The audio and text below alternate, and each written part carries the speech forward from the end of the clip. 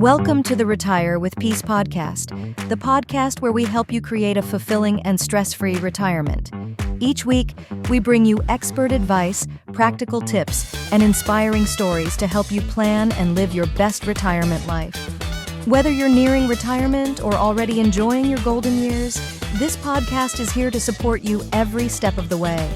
Let's embark on this journey together and discover how to retire with peace. Welcome back. We are at our 100th episode, and we wanted to do a little bit of a celebration of the previous 99 episodes by bringing you highlights of the 10 interviews that we have done during that time. They're packed with a ton of great information and great action items. So I think it'd be great to highlight some pieces of those interviews with links to the full interviews if you want to go back and listen to those episodes and see what they're all about. So super excited to bring this to you. Hope you love it as much as we do. It's just a great compilation from some brilliant minds on anything from health to accounting to passing on knowledge to insurance protection, all the way to fraud and detection, and how to prevent that, even some charitable donation strategies. So lots of great information. So please enjoy the highlights from the 10 interviews that we have done from our previous 99 episodes. First up is our interview with Cindy Blake. This is from episode 20. And Cindy helps us understand how we can utilize vehicles such as donor-advised funds for charitable giving and tax planning.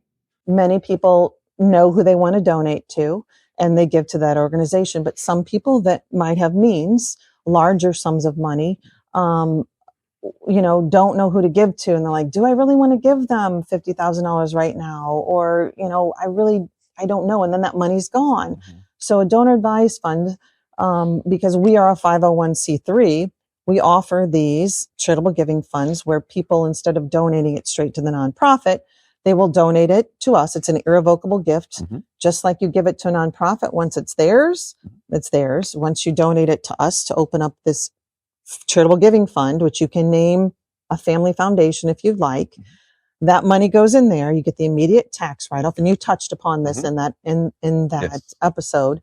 And then we invest it through our institutional pooled funds, or advisors like you invest it. And then that money grows like the stock market grows. It goes down if the stock market goes down, but it's still there. And you can take your time with your giving. You can build upon it. Mm-hmm. We have donors that have put large sums of money in there. Their advisors or the pools that they've chosen have done very, very well. And, they might have put $1 million in. They've given out $500,000 in, just an example, in endowments for other organizations or grants in the community. And the investments have done so well that they have still that amount of money left in there. So it's a win-win for everybody, because the nonprofit world gets more money if it's invested and done right through a donor advised fund. Yeah, that's fantastic. Yeah. So it's, and it's nice because it grows in there tax-free. Those donor advised funds can also offer anonymity. That is a big mm-hmm. plus, because a lot of people don't want others to know who they're giving to. Yes. With private foundations, that's out there. Next up is Dr. Julie Smith, who really highlights the need for movement and maintaining muscle mass through resistance training as you get older in order to stay healthy. I guess, what has been your view as you work with people who are either in retirement or coming up close to retirement? What have you found to be some of the most helpful things for them to be focusing on to stay healthy overall? Healthy being physically, mentally, spiritually, emotionally, everything. What have you found to be the keys? Oh, I love that. Well, let's start with my physical therapy part first. I still work in an assisted living facility occasionally. So I am mm-hmm. with elderly at least weekly. And mm-hmm. the biggest thing that I could recommend for the aging population is to either stay active if you are currently active, or to get on some type of exercise program. And here's why. Our muscle mass decreases approximately 3 to 8% per decade after the age of 30, which is actually pretty young. And this rate of decline, unfortunately, is higher after the age of 60. Mm. So just because of our age, our muscle mass is decreasing, right? So when we have loss of muscle mass, we have loss of strength, we have loss of function, and it's a big contributor to disability in older people. It's going to lead to falls. It's going to lead to you being unable to get off the floor when you do fall. It makes it hard to get out of bed. Sure. It makes it hard to do. I mean, it makes it hard to get dressed. It makes it hard to do anything. So what could you do to help prevent this decline? Because I mean, it's going to happen. However, they have found that resistance training, and what I mean by resistance training is lifting weights or using a resistance band, can help to offset that muscle decline. Sure. Right? So if you could do one thing to help prevent this, it is to get active or to stay active. And of course, if this is new for you, if you've never worked out in your life, 100% you need to, one, consult your physician to make sure that your body is ready to do it. And then two, I highly suggest finding a personal trainer or a physical therapist to help you navigate that program. Next up, sticking with the theme of staying healthy, we have Chelsea Theodoropoulos, who is the owner of the Burn Boot Camp St. Louis locations. She also emphasizes staying active, even if that looks different than what you were able to do in the past, and the importance of nutrition consistency. It's just interesting, to see how the journey of aging, how challenging it is. And I haven't experienced that at retirement age yet, but I've experienced my own version of that as I've gone through motherhood, and I see how my body has changed through motherhood, right? And so as I work with women and men to help flip that mindset, it's really paying attention to the positive of what we can do and to stay active, even if it looks different than how we were active a year ago or how we were active 10 years ago. That maybe you're not jumping around doing burpees and all of that. And that's okay. You don't have to do that to be successful. You can still do other forms of exercise. You can still do other modifications and movements to be healthy. Great. Yeah. And I know on top of that, you guys always talk a lot about nutrition. Yes. And not in terms of being like super strict or overly restrictive or depriving yourself. No. But I know that staying active, especially as you get a little bit older, nutrition is going to play a huge part in that. Can you talk a little bit to that? Yeah, it plays a huge part in it. And you're absolutely right that I will never preach depriving anything out of our life, because I think if you can't do it forever, then you're setting yourself up for failure. And our goal is long-term success, right? Something that's sustainable over time. So when we can focus on the education piece of why are we eating, or let's take a step back, when we can really focus on our own intuition and say, what foods make me feel really good? And then understand the education behind that of this is the importance of protein. This is the importance of fats and carbs. When we have that education, we can then start to reach our fitness goals, which are very important to us. And our goals may look different again than how they did 5 years ago, but that nutrition piece is a huge part of it, that we could work out. Nobody wants to, but we could work out 10 hours a day. Right. But if we're not eating well, we're still going to have a really hard time reaching those fitness goals. And so that nutrition piece far outweighs the exercise piece, that both are so incredibly important. And when people come into the gym, they're only with me for 45 minutes. Yes. Right? What they do outside of camp that's a lot of time to make those decisions. And so it's our job to help teach our members how to eat in a way that fuels them for their own energy, but also for their own goals. Next, we talk with Matthew Jarvis, who is a fellow financial planner focused on retirement planning. He talks about what makes retirement income guardrails a foundational item for the retirement planning that we do. Why don't you give some thoughts on how do you use it with your clients, and how could people think about what retirement income guardrails are and what the benefits are? Yeah, I appreciate that intro, Dave. So when I meet with a client, right, when someone's approaching retirement or they've already retired and they've saved up a lump sum of money, which is their life savings, right, whether that's $100,000 or $10 million, right? This is your entire life savings. And all of our biggest question in retirement is how much money can I safely take out without risking running out? And what I found that almost every financial planner does and almost every piece of software does is it gives you a score. And it says, hey, there's a 73% chance that you're going to not run out of money. Well, is that like a C minus? So I have a C minus score. What about 74%? What about 71%? And so I didn't like that answer. I didn't like Dave sitting in front of a client and saying, well, you have a C minus chance. That just didn't feel right. And so we ended up doing a ton of research, ended up coming across several white papers written by two gentlemen, last names Guyton and Klinger. And you can Google this. If you type in Guyton, Guyton, into Google, Guyton dynamic distribution rates, you can find these white papers, or you can find an advisor who does this. But the guardrails just say, hey, as long as our portfolio value stays between X and Y, we're okay taking out a certain amount each month. And if it moves outside of that, either because we wanted to take money out for an RV or the market went way down, here's the amount of adjustment we need to make in dollar amounts. So it translates it away from a C minus grade to, hey, as long as I'm between X and Y, I'm good. And if I get outside of that, I need to make an adjustment. And have you found that these are big adjustments, or do people look at these adjustments in terms of how much extra they would get if it went up versus how much less they'd be able to take out if it went down? Do you find these to be huge adjustments or big shocks to people? What's been your experience? For most of our clients, the adjustment's only about a few $100s a month. So let's use some just round numbers just for the easy discussion. Let's say you've saved up a $1 million. This works, by the way, on any dollar amount, but the math is easy. So on $1 million, we could take out about $4,500 a month. Now, the IRS is going to need some of that for taxes, and we'll set that aside for another day.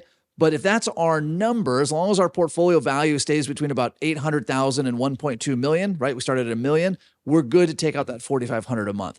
If we break below the 800,000, again, maybe you took out money to buy an RV, or maybe the markets went way down, then we need to go from 4,500 to about 4,000. Now, again, Dave, I'm using round numbers for illustration, but cutting $500 a month out of my budget isn't going to be fun, but it's not going to be the end of the world, right? That means we're going to skip one vacation this year, but we can have a lot of peace of mind knowing that when the markets come back up, we can turn our income back up and we're going to be good. We're not, again, at the C minus grade of, will I run out of money?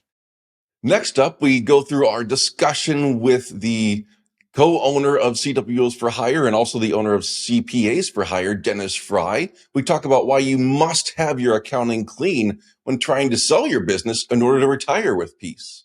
So before you're looking to sell the business, you really need to have probably at least a couple years nice and clean, wouldn't you say? Just because if somebody's going to come in and review, they don't want just this year. They want to see what has that growth been or not been for the past several years. So talk a little bit about needing to set up this sale well in advance and make sure that things are absolutely clean. Otherwise, the seller is going to look at it and go, no, I don't think so. Yeah, I mean, we've helped companies like this. And one thing, at least a couple of years, yes, for accounting, but I would even go a step further and say, what is your 5 to 7 year exit plan? If we get only a couple of years, then we'll get their accounting up to date and we'll get some things kind of in place. But I think overall, you want the perception of the buyer to be that, you know what, you have your back office in order. Yes. And if we're just cleaning this stuff up after a year or so, and you want to hire at least someone who's the accountant for the company, not preferably not just somebody sitting at the front desk who's answering phones, but that's one of the challenges of a small business is you have to hire people that are kind of jacks of all trades, and they kind of do a lot of different things. But to have us involved as a part-time CFO, that generally will help you look as a business owner much more favorable to a buyer. Yes. Next, we talk with Vance Crowe, and he discusses preserving stories and lessons learned for future generations through legacy interviews. So I was giving speeches all over the country, really all over the English-speaking world. And in order to have good ideas, I needed to be around people, right? Mm-hmm. Like when you are a speaker, you're not really talking about your ideas. You're talking about like, let me take a bunch of ideas and put them in an order that makes it interesting. Mm-hmm. And so I started this podcast as a way of like keeping myself around new and good ideas. And one day I had a listener want to stop by to drop a book off. And he had his little 6-year-old son with him. And his son, as soon as he heard me talk, like he heard my voice, his eyes get like super big. And he's like, "You're the guy on the radio, right?" And so I was like, "Oh, you listen to the podcast?" And he was like, "All the time with my dad." Nice. So I was like, "Well, why don't we go down and record a podcast?" And he's 6 and he is like all about Yes. it. He's ready marching down there, climbs up in the chair. He put the headphones on and turn the lights and the cameras on. And his legs are dangling down. and I ask him questions that a 6-year-old could answer. Sure. So I say things like, what do you think your dad does for a living? And who's your best friend? Mm-hmm. And what food do you wish mom let you eat more of? Yeah. And this kid answered him like he is on Meet the Press, right? He's like, super serious. And we have a great time. We finish up and they take off, and I send the dad an edited version on a DVD, and I say, "Play this for your son sometime." And they loved it. They had a really good time. And then a few months later, his dad calls me up and he says, "Hey, Vance, I was at a dinner party the other night, and a question came up during this party we were playing. And it was, if your house were on fire and you could only grab one thing, what would it be?" And he was like, "I knew instantly it was the interview you did with my son." Wow. And he's like, "Because 1, I can't go back and get it again. Mm-hmm. And 2, the way he answered your questions were different than if I had asked him. If I had sat there with the phone, he would have rolled his eyes. He wouldn't have taken it seriously. But because it was somebody else, he took it really seriously, and he was way more open. And he was like, "I don't know what you should do with this, but I think you should do something." So I go out on my podcast and I say, "Hey, it's about 2 months before Christmas. If anybody wants me to interview one of your loved ones in the same way, let me know." And I thought I was going to get 2 or 3. Right. But no, before Christmas, people were saying, "Can you interview my grandparents or my parents?" Wow. They have all these stories. We've never been able to get them recorded. We've never been able to get them to tell it. And so I had so many interviews that I couldn't get them all done before Christmas. And that's when I was like, oh, this is something important. There's something going on where people have values and stories that they want future generations to know. They want their kids and grandkids and future generations to know what's our family history.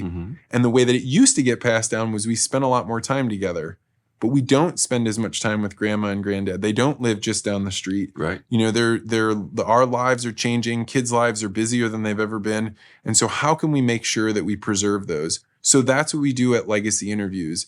People come visit my studio, either as an individual or as a couple, and we sit down and I guide you to talking about the 5 areas of life, kind of your childhood and where your ancestors came from, your career, your marriage, parenting, and all the crazy things that can happen through there, and the wisdom you want to leave behind. Now let's hear from Kathy Stokes with AARP as she highlights the role of education in preventing fraud and the need for public policy change and enforcement to address fraud as a crime. We don't treat fraud as a crime, right? So if you experienced a fraud and weren't too terribly embarrassed or ashamed and you called the police would say either, well, you gave them your money. That's not a crime. Or, well, they're all overseas, so we can't get them anyway. Excuse me. And that's not, that doesn't serve any purpose other than to deprioritize it and make people feel even worse and like that it's their fault. Yeah. So we need a whole new approach from a law enforcement perspective. And so we have this concept called the National Elder Fraud Coordination Center. Okay. And it would be like, have you heard of the National Center for Missing and Exploited Children? Yes. Think about that as a fusion center of data and a bunch of really smart data analysts who can bring in those fraud reports in real time, elder fraud, because this is where the big numbers are. Yeah. And tie cases together, because these aren't just single events and then someone's off to the next scam. Take a look at the grandparent scam where, an elderly person gets a call at 2:00 in the morning.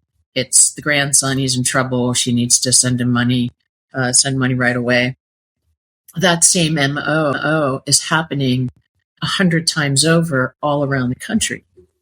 Because we're not looking at it as organized crime, which it really is, we're not chasing those cases. But if we had analysts with that data, pulling it all together and creating investigative packages and handing them off to the Department of Justice, who then would say, all right, this is for FBI, or this is for Secret Service, or this is for Homeland Security, or whomever, they would have investigation already like at step 10. And they could start going after the bad guys on the ground here. Next, we have Bill Osterly and Lori Phillips to discuss Room at the Inn, which is a homeless shelter for families in Bridgeton, Missouri. But we also discuss ways to make donation and receive generous state tax credits. So talk about the tax credits a bit, because you can essentially layer that on there. So you donate stock, you avoid capital gains, you get charitable donation. But now with the state of Missouri, you actually get a tax credit. But there's a little bit of a process to do it. So can you tell people what is the tax credit? What does it look like? What's the process? Yep. So Room at the Inn is a recipient of Missouri state tax credits for domestic violence and rape crisis. And so the state of Missouri has a lot of benevolent tax credits that range in percentage of credit, right? So we are incredibly fortunate that ours are 70% of your Missouri tax liability, which is the highest I've seen. I know there are other tax credit programs that are at that level, but a lot of them are at 30% or 40%. So this is a really great tax credit program. What happens for the donor is the donor makes a donation to Room at the Inn, either through a check, cash donation, or through a gift of appreciated stock, and then let us know that they would like to utilize the tax credits. We then send a form to the donor. The donor fills out the form. It needs to come back to us so that we can submit it to the state of Missouri, and then the state of Missouri will send the donor their tax credit letter. So the way our tax credits work, I think you can use up to $25,000 per year in credit. So if you would donate more than that and get, let's say, a $50,000 tax credit, you can use 25 in the first year and 25 in the second year. So it's not limited to the year of donation. You get an extra year to be able to use that credit if the credit exceeds your liability. Next, we have Lily Vitaya Rookskool. She highlights how long-term care costs are often misunderstood and how Water Lily software uses AI to help families and advisors plan for long-term care. I'm the founder and CEO of Water Lily, and I founded the company with the core question being, how can we help families mitigate the devastating effects of caring for aging loved ones? And it's a hairy topic. I usually don't recommend every professional to go into it because it's hard. And the only reason why I'm into it and I'm passionate about it is because I had my own personal experience on this topic where we had to navigate care for one of my loved ones in my household for a little over 2 years. It was specifically my aunt. She's a first generation immigrant, like my parents. And so she helped raise me growing up, was essentially like my second mom. And unfortunately, when I was 16, she was diagnosed with terminal stage colon cancer. And so it was a really brutal battle for us to not only witness, but to really be dove right in out of left field. And it was incredibly devastating for us, both from a physical burden standpoint, that we stepped in physically in ways that we didn't expect, that the doctor couldn't have prepared us for, really. It was very financially devastating in that we went into a lot of debt. We paid a lot of money out of pocket because a lot of things were not covered by health insurance, which a lot of people assume about alternative treatments, including long-term care needs as well. And the piece that made me really pivot my career previously in aerospace engineering, so Dave, you hinted at technical background, into healthcare, was the amount of broken family relationships that occurred, where every single person had such a strong opinion about what the best form of care for her would look like. And so it ended up creating such deep rifts in our family where there's just relatives that we haven't spoken to in a little over a decade since that's happened. So that made me really aware of just how broken this topic is, because not every household is going to go through cancer, but a lot of the same themes that we went through is what every single household is likely going to go through when taking care of an aging loved one, which is the way I look at long-term care. And then our final interview from our first 99 episodes, we talk with Tyler Arnold and discuss the importance of protecting assets through insurance coverage and also making sure to have enough liability to protection to cover your overall net worth. Yeah. So like on the auto side, when you look at your auto liability limits, right? So those numbers are there to pay out in the event of an auto liability accident. So those are designed to protect the other people that you hit. And then there's also the side that protects you or anybody in your car. So you want to make sure those liability numbers either meet or exceed your total assets at risk. Okay. So in the event of an accident, and it's a severe enough one, which is, it can happen, right? I mean, you're planning for something that hopefully never happens, but you need to plan for it. If that severe accident does occur and that other party survives, or if if it's severe enough, they're going to look at two things. They're going to either look at how much they can get from the insurance company in the event of a payout on the liability side, or how much they can get from the person that hit them. All right. So, and they're going to go after whatever's more. So even though you have $100,000 in liability coverage to protect other people, that doesn't mean that's where that claim's going to stop. You can still be sued for $500 million, million and a half, whatever your net worth is. Yep. And the court, if it's severe enough, the court could eventually make you rule in favor to liquidate assets to cover that claim. They can garnish wages. So you really need to have enough liability coverage. That's the number one side of things. Yeah. On the auto and the home, I know we've talked about this before. If you get in a car accident, we know how much a new car is going to cost to replace it, right? Yep. We got a rough number. If you have a house fire or a house claim, we know how much it's going to cost to repair or rebuild. But if you have a liability lawsuit against you, just because you have 100, 300, 500,000 in coverage, that doesn't mean that's where that claim stops. You can be sued for well over that. So, and you just don't want that hanging over your head. And just to increase that liability coverage, it's $20, $30 a year on a home, from going to 300 to 500,000. Really? To go from 500,000 to $1 million, you're probably looking at another $20, $30 per year. A little bit different per year. Yes. Wow.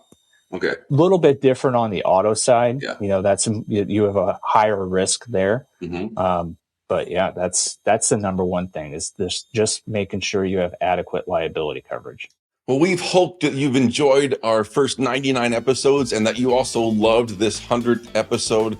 To recap our interviews that we've done during that time, a big thank you goes out to all 10 of our guests who joined us during those previous 99 episodes. And a big thank you to all of you who have listened, even if you're just now starting to listen or if you've listened since the beginning. Thank you for tuning in. We'd love any feedback that you have. You can send it directly to me at our CWOs for Hire address. It's dzegel@CWOs4Hire.